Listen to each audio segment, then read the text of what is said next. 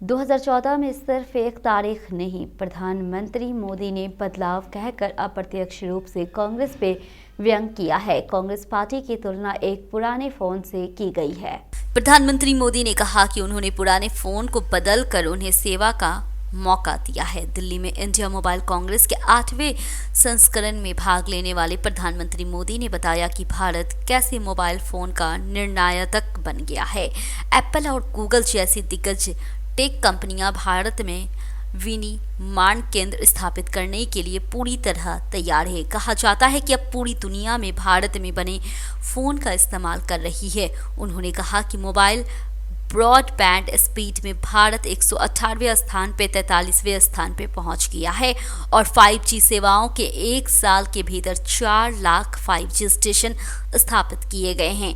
वहीं प्रधानमंत्री मोदी ने कहा है कि तेज 5G टेलीफोन नेटवर्क के बाद 6G नेटवर्क स्थापित करने में अग्रिम बनाने के लिए कदम उठाए जा रहे हैं। सीएम केसीआर ने वर्धनपेट में पीआरएस प्रजा आशीर्वाद सभा में कहा कि अनिश्चितकालीन भूख हड़ताल पे चले गए तो कांग्रेस को तेलंगाना देने के लिए मजबूर होना पड़ा। उन्होंने कहा कि पीआरएस सरकार सभी समुदायों के साथ साथ न्याय कर रही है।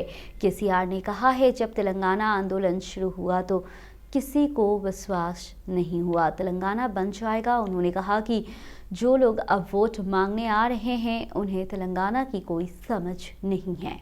केसीआर ने कहा, कांग्रेस नेता कह रहे हैं कि रायतू बंधु बेकार है। वे कांग्रेस नेताओं को बताना चाहते हैं जैसे कि रायतू बंधु नहीं चाहते। अगर आपको 24 घंटे करंट नहीं चाहते तो आपको कांग्रेस को वोट देना चाहिए। केसीआर ने खुलासा किया, जैसे जैसे राज्य की संपत्ति बढ़ रही है, पेंशन और रायतू बंधु में बढ़ोतरी की जा रही है। वहीं चरणबद्ध तरीके से रेतु बंधु राशि को बढ़ाकर 16,000 रुपये किया जाएगा। उन्होंने कहा कि सहायता पेंशन की राशि चरणबद्ध तरीके से बढ़ाकर 5,000 की जाएगी। अगर पीआरएस दोबारा जीतती है तो उन्होंने 43 लाख परिवार को छोटा चावल देने का वादा किया है।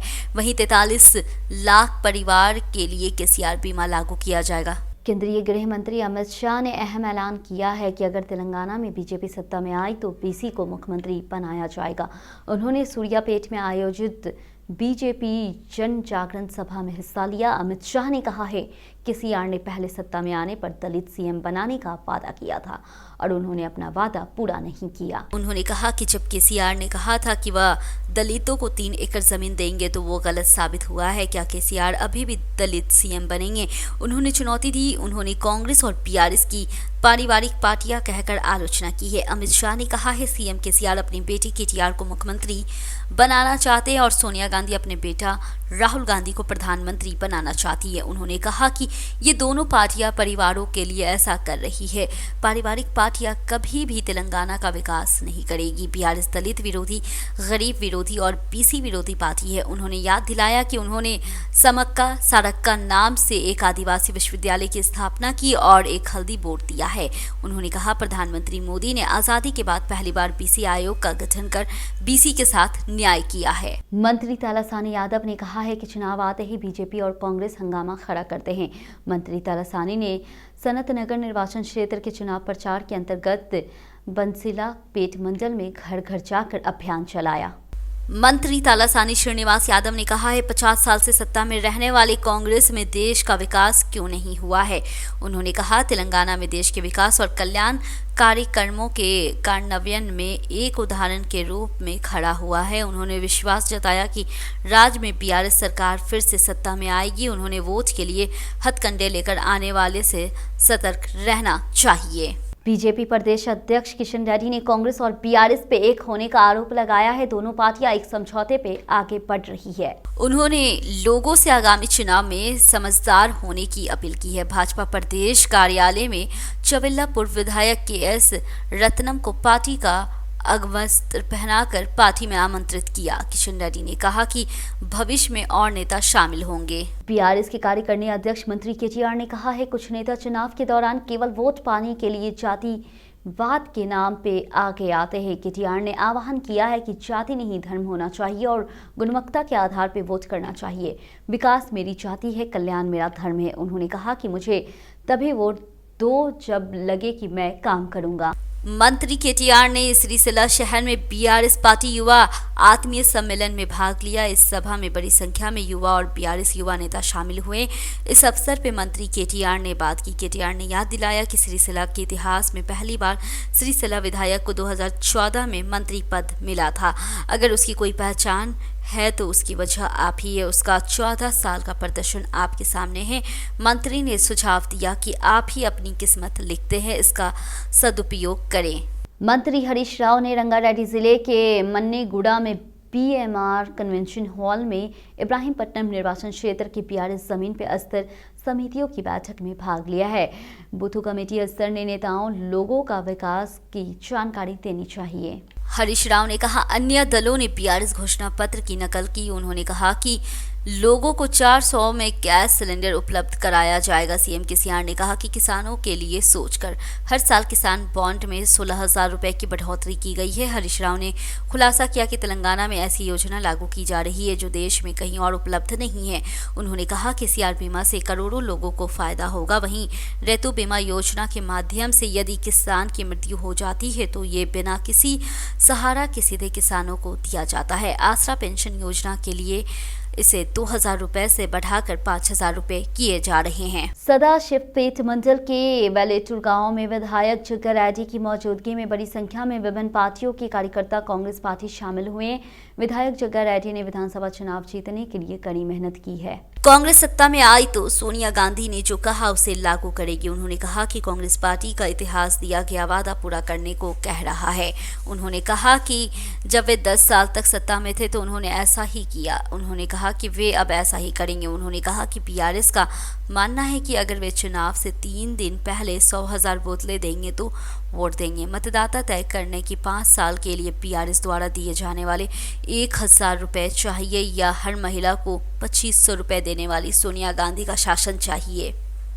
बीजेपी विधायक उम्मीदवार नांदेड़ श्रवण गौड़ का कहना है कि विधायक महिपाल रेड्डी ने पटनचेरू के विकास के लिए कुछ नहीं किया। उन्होंने कहा कि उन्हें सिर्फ भ्रष्ट शासन और जमीन हड़पने का काम किया। उन्होंने कहा कि लोगों के लिए कुछ नहीं किया, लेकिन उनके विचारों की हमेशा भूमि कब्जा रही। वहीं घोटालों और भ्रष्टाचार के अलावा कुछ नहीं किया। उन्होंने कहा कि विधायक ने डबल बेडरूम के नाम पे पटनचेरू के लोगों को धोखा दिया है। वह स्थानीय लोगों से जमीन लेकर उन्हें हैदराबाद के अलग अलग हिस्सों में डबल बेडरूम दे रहे हैं। बीजेपी और जनसेना पार्टी के साथ गठबंधन की पृष्ठभूमि में कुकटपल्ली विधानसभा क्षेत्र की टिकट को लेकर के जोर शोर से प्रचार चल रहा है।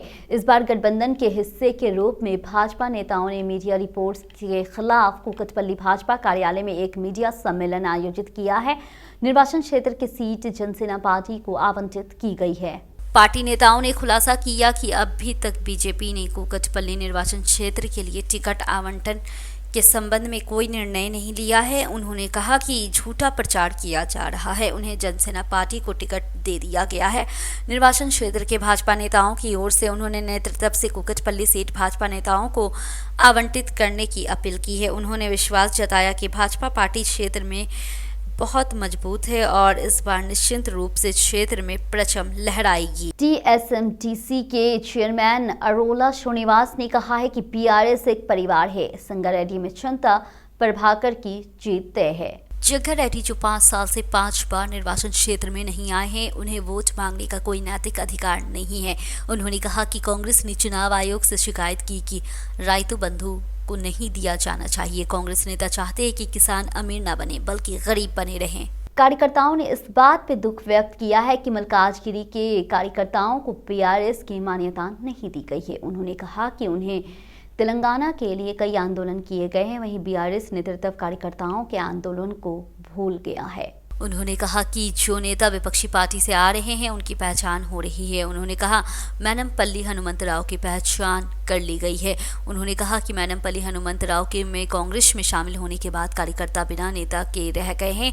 उन्होंने कहा कि मल्काजगिरी में कांग्रेस पार्टी भारी बहुमत से जीतेगी। कुकटपल्ली जीएचएमसी जोनल कमिश्नर ममता को स्थानीय कांग्रेस नेताओं ने ममता का तबादला करने की मांग की है। कांग्रेस नेताओं ने इसकी शिकायत संयुक्त मुख्य निर्वाचन पदाधिकारी लोकेश कुमार से की है। कांग्रेस नेताओं ने आरोप लगाया कि आयुक्त ममता पिछले 8 वर्षों से एक ही स्थान पर काम करते हुए भ्रष्टाचार और अनियमितताओं की कुंजी बन गई है। उन्होंने शिकायत की है कि पीआरएस नेता चुनाव प्रचार के लिए मेसी सेवा कार्यकर्ताओं को भी इस्तेमाल कर रही है। महेश्वरम सीट से निर्दलीय विधायक उम्मीदवार के तौर पे कुत्ता मनोहर रेड्डी मैदान में उतरे हैं। केएमआर ट्रस्ट के तत्वाधान में आयोजित मीडिया सम्मेलन में घोषणा पत्र जारी किया गया। उन्होंने कहा कि प्रत्येक गरीब परिवार को 7 गज रहने का जगह आवंटित की जाएगी। विधानसभा क्षेत्र के गरीब परिवार को शादी के उपहार के रूप में रेशमी कपड़े, मंगलसूत्र और घरेलू सामान दिए जाएंगे। एक विधायक के रूप में उन्होंने घोषणा की है कि 1 भी रुपया लिए बिना अर्जित वेतन गरीब परिवारों पर खर्च किया जाएगा। ओयू के बेरोजगार छात्र मोतीलाल इस बात से नाराज हो गया है कि पीआरएस घोषणा पत्र में नौकरी की कोई अधिसूचना नहीं है। वहीं ओयू ने आर्ट्स कॉलेज में छात्रों ने विरोध प्रदर्शन करते हुए कहा कि इस चुनाव में पीआरएस को हराया जाना चाहिए। मोतीलाल ने कहा है कि केसीआर द्वारा पेश घोषणा पत्र में बेरोजगार छात्रों का कोई जिक्र नहीं है। उन्होंने कहा कि पीआरएस सरकार ने तेलंगाना आंदोलन में अहम भूमिका निभाने वाले छात्रों के साथ अन्याय किया, इसलिए छात्रों को प्रत्येक निर्वाचन क्षेत्र से लौटना चाहिए और अपने साथ हुए अन्याय को देखना चाहिए और केसीआर सरकार को हराना चाहिए। हैदराबाद में धमाकों की साजिश रचने के आरोपी इंडियन मुजाहिदीन के आतंकी सैयद मकबूल को सजा सुनाई गई है। दिल्ली की एक एएनआई अदालत ने उन्हें दोषी ठहराया और 10 साल जेल की सजा सुनाई। इसके साथ इस मामले में दोषी ठहराए गए लोगों की संख्या बढ़ाकर 5 हो गई है। वहीं एएनआई ने इस मामले में 11 लोगों को गिरफ्तार किया है और 4 को सजा भी सुनाई जा चुकी है।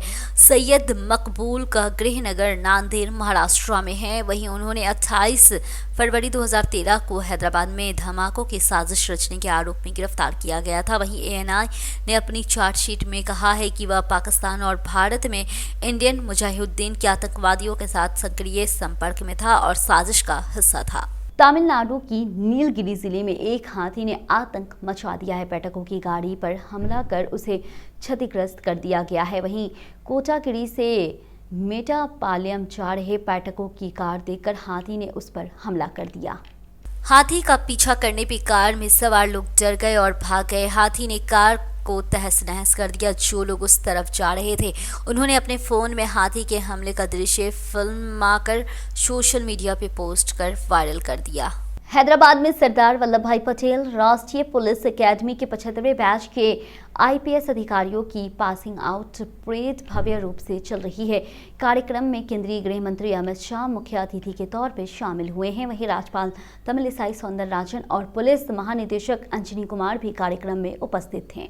अमित शाह ने नए आईपीएस की सलामी ली। इस बैच में 175 प्रशिक्षु आईपीएस ने अपनी ट्रेनिंग पूरी की है। इनमें 155 लोग देश के और 20 विदेशी प्रशिक्षु अधिकारी है। 155 आईपीएस में से 123 पुरुष और 32 महिला आईपीएस को प्रशिक्षण दिया गया है। अन्य नौकरियों के लिए कुल प्रशिक्षण में इंडोर और आउटडोर फिजिकल को 102 सप्ताह तक प्रशिक्षित किया गया है। 9 प्रशिक्षु आईपीएस को तेलंगाना कैडर को आवंटित किया गया है।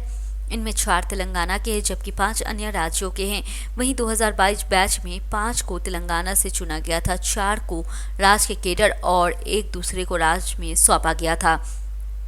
वहीं तेलंगाना को आवंटित किए गए लोगों में बी चैतन्य रेड्डी, पी मोनिका, के राहुल रेड्डी, एस चित्तरंजन, शुभमन नागराले, काजल, राजेश मेनन, विक्रांत कुमार सिंह और चेतन मनन शामिल है। वहीं केंद्रीय गृह मंत्री अमित शाह ने कहा है कि विभिन्न प्रकार के संगठित अपराध चुनौतियों को खड़ी कर रहे हैं। उन्होंने कहा कि शहीदों की शहादत कर्तव्य पालन में प्रेरणादायी होनी चाहिए। आईपीएस के 75वें बैच की पासिंग आउट परेड हैदराबाद स्थित राष्ट्रीय पुलिस एकेडमी में आयोजित की गई है। वहीं 175 प्रशिक्षु आईपीएस ने अपना परीक्षण पूरा किया और इस कार्यक्रम को संचालन किया है।